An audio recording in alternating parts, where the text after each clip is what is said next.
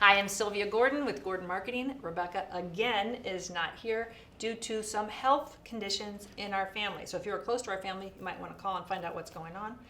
But everybody is okay. So I want to talk about IRMAA, a brand new change in IRMAA that is, I think, pretty punitive.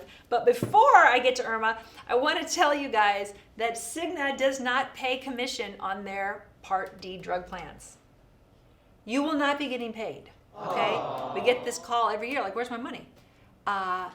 They stopped paying commission about 6 years ago, so this is not new. And if you did write it, just know we're not getting paid either, because I've had people get mad. They're like, I wrote 15 plans. You got paid. Can you pay me? Or can you pay me? No, we didn't get paid. You didn't get paid. It's non-commissionable. So make sure if you have downlines, cascade that information down. They should have known that. Now let's go back into IRMAA.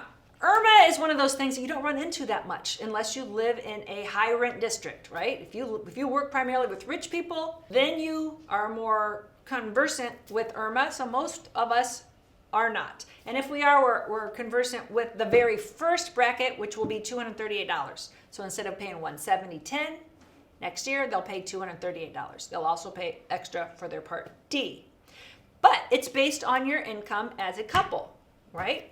Married, filing jointly. If you make over $182,000, you will pay the first bracket of IRMAA, $238.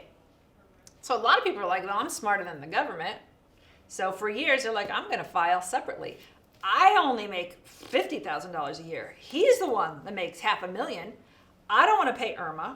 He's a jerk. He has his own checkbook. We don't share money.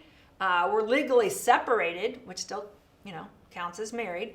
But we don't get along, and I don't benefit off his money. And by God, I'm not going to pay higher Part B and D off of him. I'll file separately. 517 to scanner control. 51. Hey, we're going to have a Medicare boot camp the second week of January 2022. If you want a refresher on Medicare supplement or Medicare Advantage or Part D or ancillary products, you could come just one day or the other.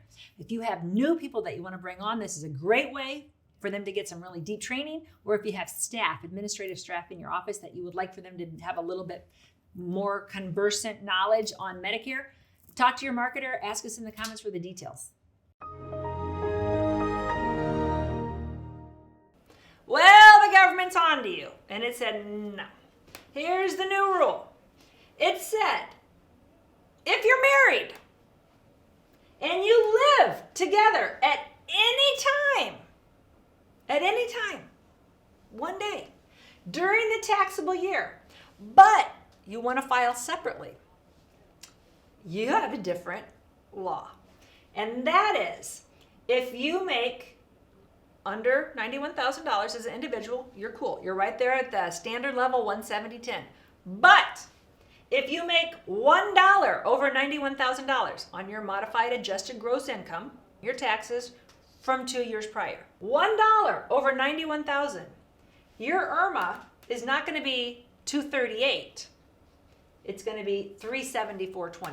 Instead of paying $170.10, you're going to be paying $544.30. You're like, well, that doesn't make any sense. If we would have filed jointly, our joint income would have been only $300,000, and our IRMAA would have been only $300. And now I'm paying $544. Yeah, that's because you're trying to beat the system.